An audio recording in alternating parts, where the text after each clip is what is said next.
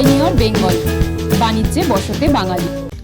Medical কলেজের ডাক্তারদের একটি উদ্যোগ, যার ১৯০তম জন্মদিনের অনুষ্ঠানে বিশ্ব চলচ্চিত্রের ইতিহাসে সম্ভবত প্রথমবারের মতো একটি অনন্য ফিচার ফিল্ম নিয়ে আসছে, যা এশিয়ার প্রাচীনতম মেডিকেল কলেজের বিভিন্ন বিশেষজ্ঞ ১০০ জনের বেশি ডাক্তার লিখেছেন, পরিচালনা করেছেন এবং অভিনয়ও করেছেন। এটি মেডিকেল কলেজের ছাত্রছাত্রীদের তাদের ছাত্র জীবনের, তাদের আবেগ, প্রেম, দুঃখ, রোমান্স এবং তাদের ব্যক্তিগত জীবনের সাথে আরও অনেক কিছুর গল্প এবং একটি নাটকীয় গল্প বলার ধরনে সংগ্রাম করেছে। ছবিটি এখনও পর্যন্ত 5টি আন্তর্জাতিক চলচ্চিত্র উৎসব থেকে 5টি পুরস্কার পেয়েছে। ছবিটির মূল ধারণাটি তৈরি করেছেন প্রখ্যাত ENT surgeon doctor Avik Ghosh. গল্প ও চিত্রনাট্য লিখেছেন ডাক্তার চিন্ময় নাথ। সঙ্গীত পরিচালনা করেছেন orthopaedic surgeon doctor Shivalik Banerjee এবং পরিচালনা করেছেন ডাক্তার শুদ্ধসদ্য চ্যাটার্জি। বিভিন্ন চিকিৎসা বিষয়ের প্রায় সকল বিশেষজ্ঞরা ছবিতে অভিনয় করেছেন, যেমন ডাক্তার মমতাজ সঙ্গমিত্রা, প্রাক্তন সাংসদ, ডাক্তার সোমা দত্ত স্ত্রীরোগ বিশেষজ্ঞ, doctor Pritha Chakraborty, doctor Amit Ghosh, doctor Tidibesh Mondal neurologist, doctor Saikat Sarkar doctor orthopaedic surgeon চরিত্রে অভিষেক দাস এবং doctor Chinmoy Nath, doctor Suman Mukherjee, doctor Pallavi Raj চক্ষু বিশেষজ্ঞ, doctor Ayan Mukherjee diabetologist, doctor Ashis Basu endocrinologist, doctor Siddhartha Chakraborty CTVS surgeon, doctor Anirban Dolui, doctor Pritam Roy community medicine. এছাড়াও আরও বিশিষ্ট ডাক্তারবাবুরা এই সিনেমার সঙ্গে জড়িয়ে রয়েছেন।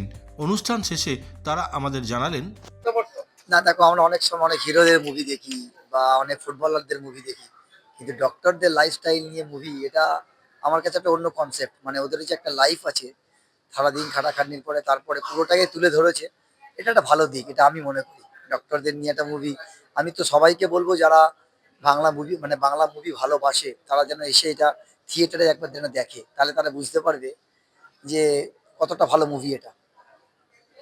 ফুটবলারও যেমন একটা জীবন থাকে, ডক্টরসদেরও একটা জীবন।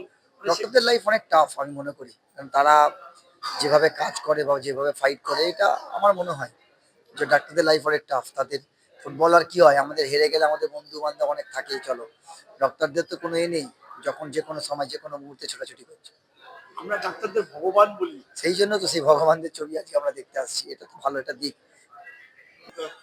মানে যদি ছোট করে বলি তাহলে বলবো যে আমি মনে মনে ভীত যে এরা যদি এত ভালো অভিনয় করে তাহলে আমাদের আর দরকার, আমরা ডাক্তারিটা করতে পারি না, কিন্তু এরা তো ডাক্তারই পারে প্লাস এইটা পারে, সুতরাং আমরা হেরে গেলাম। খুব ভালো হয়েছে, ভীষণ ভালো হয়েছে। এবং এটা মেডিকেল কলেজ হাইলাইট করে হয়েছে ঠিকই, কিন্তু এটা মেডিকেল কলেজ না থাকলেও হতে পারে। মেডিকেল কলেজ জাস্ট একটা তার মাঝখানে সাপোর্ট হিসেবে এসেছে। খুব ভালো, অসম্ভব ভালো। কোন অংশে ডাক্তারকে আমরা বলি যে মহামানব, next two god. Is this proof that the doctors are also a human being and they are also part of human life? না, এটা যারা বোঝে না তারা কি ভাববে জানি না, কিন্তু আমি তো সবসময় মনে করি ডাক্তার তো মানুষ তো বটেই রে বাবা, এ তো অস্বীকার করার কোনো উপায় নেই। দোষে গুণে কষ্টে দুঃখে মিশেই তারা মানুষ, কিন্তু তা সত্ত্বেও যেভাবে সেটাই রিয়ালিস্টিক, সেটাই রিয়ালিস্টিক। কেউ একতরফা মহামানব হতে পারে, আমার তো মনে হয়েছে সেইভাবেই উনি সে শুধু সত্য ছবিটা করেছে, যাতে করে ডাক্তারকে মহামানব করে মানব করেছে। না না, একদমই না। ডাক্তাররা সবকিছু পারে বলে একদমই দেখানো নয়, এটা এই কারণে দেখায় ডাক্তাররা সবকিছু করে, সবকিছুর বাইরে তারা মানুষ। তাদেরও দুটো পা, দুটো হাত, দুটো চোখ, একটা নাক, একটা ঠোঁট, দুটো গাল, এটা আছে। এইটাই বেশিরভাগ মানুষ মানে না। আমাদের দুটো জিনিস আছে, একটা আমরা ভগবান আর একটা আমরা শয়তান। মাঝামাঝি যে আমরা মানুষ, এইটাই বেশিরভাগ মানুষ ভাবে না। এই ভাবনাটা আনা। এবং আরেকটা জিনিস যেটা মেন এই ছবির পিছনে ইন্ধন, সেটা হচ্ছে আমরা কোনোদিন কোনো সিনেমায় গিয়ে মেডিকেল কলেজকে দেখতে পাইনি, আমাদের মাকে দেখতে পাইনি। এই যে শুরু হয়েছে সিনেমাটা, এই যে সাদা রঙের বাড়িটা দেখছেন, এটা আমাদের মায়ের বাড়ি। এবার অ্যাকচুয়ালি আমরা প্রত্যেকটা মেডিকো কিন্তু মন থেকে এটা ভাবি, আমাদের জীবনের ওই 5 বছর হচ্ছে আমাদের মায়ের গর্ভে থাকা। আমরা এটা মনে করি যে সবাই সাধারণত 9 মাসে বেরিয়ে আসে, আমরা 5 বছর 5.5 বছরে বেরিয়েছি, এবং বিশ্বাস করুন আমরা বেরোতে চাইনি। প্রত্যেকবার ওই ডেলিভারির আগে মানে যে বেরোয় 5 বছর পর তাদের চোখে জল এসে যায়।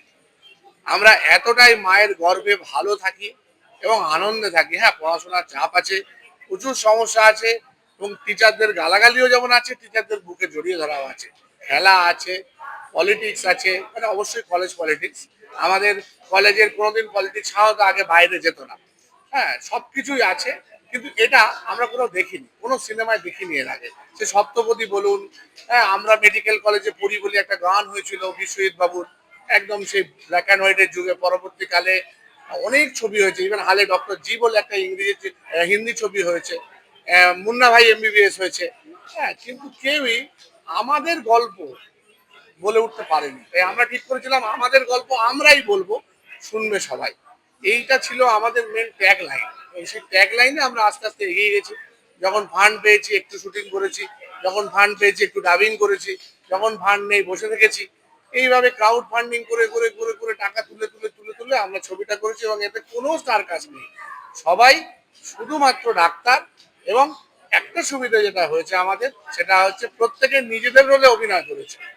এমন নয় কাউকে কোনো আলাদা রোলে করতে হয়েছে। একজন হয়তো পেশেন্ট হয়েছিল, তাকে হয়তো একটু আলাদা রোলে করতে হয়েছে, আদার দেন দ্যাট সবাই নিজেদের রোলই প্লে করেছে। এটা আমাদের একটা বড় সুবিধা হয়েছে।